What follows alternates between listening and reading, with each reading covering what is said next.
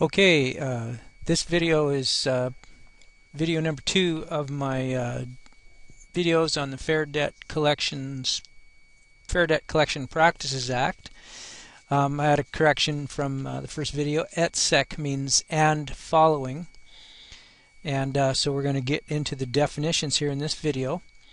So we'll continue in the definitions. As used in this title, the 15 U.S. Code,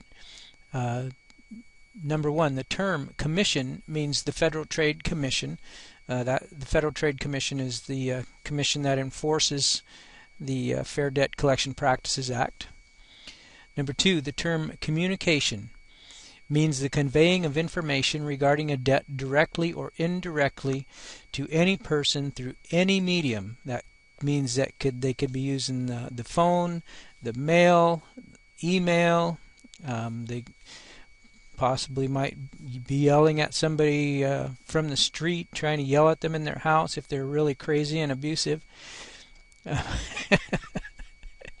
I've heard stories about that. So through any medium. The term consumer means any natural person obligated or allegedly obligated to pay a debt. And one little note here, that you are always allegedly obligated until they prove that there's an actual debt there, and they have to do that with the original contract, and they have to have a statement of account with a person that can certify that is true. And the way that the rules of evidence work in court, they can rarely, if ever, produce that evidence. They can rarely, if ever, come up with a person who will testify in court certifying under penalty of perjury that they kept those records and that those are the actual records. There's no way they can do it. The term creditor means any person who offers or extends credit, creating a debt, or to whom debt is owed. But such term does not include any person to the extent that he receives an assignment or transfer of a debt in default solely for the purpose of facilitating collection of such debt for another. Okay, the term creditor means any person who offers or extends credit, creating a debt, or to whom a debt is owed. That would be the original creditor. But such term does not include any person to the extent that he receives an assignment or a transfer of a debt. So that means that person is a debt collector. And a debt collector is specifically under the Fair Credit Collections Practices Act.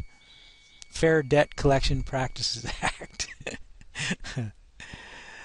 The term debt means any obligation or alleged obligation of a consumer to pay money arising out of a transaction in which the money, property, insurance, or services which are the subject of the transaction are primarily for personal, family, or household purposes, whether or not such obligation has been reduced to a judgment. So this means that these debts are only private, personal use. This does not have anything to do with commercial transactions or that sort of thing. The term debt collector means any person who uses any instrumentality of interstate commerce or the mails in any business, the principal purpose of which is the collection of any debts, or who regularly collects or attempts to collect, directly or indirectly, debts owed or due or asserted to be owed or due another, notwithstanding the exclusion provided in by Clause F of the last sentence, And F is an exclusion that refers to bona fide fiduciary obligation or bona fide escrow arrangement, concerns a debt which was originated by such person, concerns a debt which was not in default at the time it was obtained by such person. We'll get into that here in a minute.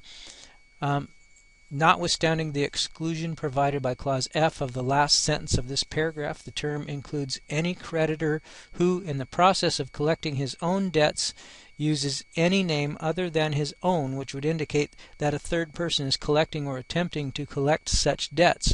That means if some company had the collection, or some company was actually the creditor, but then they used another name of their company as the collector, then they're still a collector. Doesn't make any difference. If they're not using the original creditor's name, then they're a debt collector.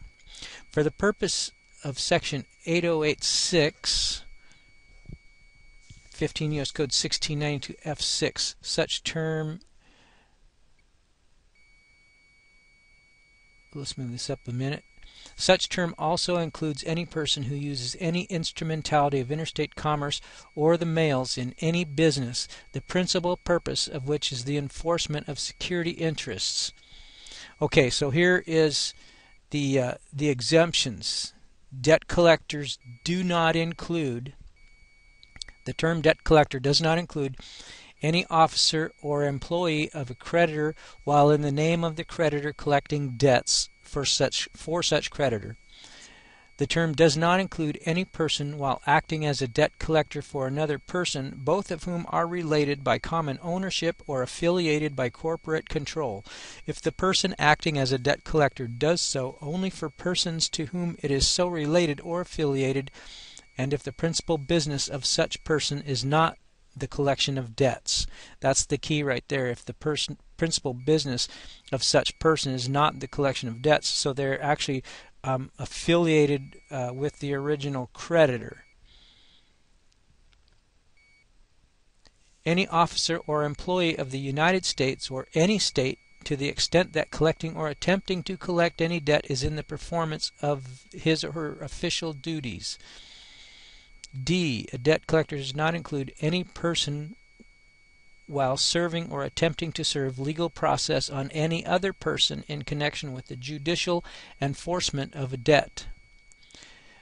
E. A debt collector does not include any nonprofit organization which, at the request of consumers, performs bona fide consumer credit counseling and assists consumers in the liquidation of their debts by receiving payments from such consumers and distributing such amounts to creditors. And F is what was mentioned earlier in the above section. A debt collector does not include any person collecting or attempting to collect any debt owed or due or asserted to be owed or due another, to the extent such activity is incidental to a bona fide fiduciary obligation or a bona fide escrow arrangement. Now, real quick, just a definition of bona fide means made in good faith without fraud or deceit, made with earnest intent, neither specious nor counterfeit. So, a bona fide fiduciary agreement, a bona fide escrow agreement, would be one that was made in good faith without fraud or deceit, and those just are not possible with this money system that we have. There's no way that there could be a bona fide arrangement because of the way that the Federal Reserve and the banks operate.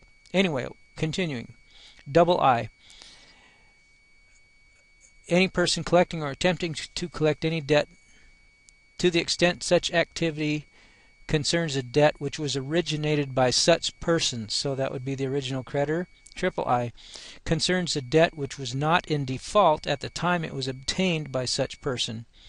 Or IV, Section 4, concerns a debt contained by such person as a secured party in a commercial credit transaction involving the creditor. 7. The term location information means a consumer's place of abode and his telephone number at such place or his place of employment. The term state means any state, territory, or possession of the United States, the District of Columbia, the Commonwealth of Puerto Rico, or any political subdivision of any of the foregoing.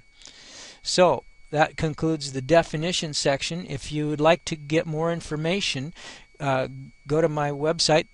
In the description box below, there's a link, creditforbadcreditforyou.com. There's a whole bunch of other information there, and a way that you can learn how to make creditors or debtors, debt collectors, rogue debt collectors who are abusive, who are breaking the rules, who are breaking the law, who are harassing you, who are abusing you. You can turn the tables on them and sue them for $1,000 to $3,000 for every violation, and you can learn how all the violations add up and add up and add up, and you can even have a lot of these alleged debts wiped out, because if they're not bona fide then they have to take them out. Anyway, thanks for watching and listening, and I'll catch you on the next video. Thank you.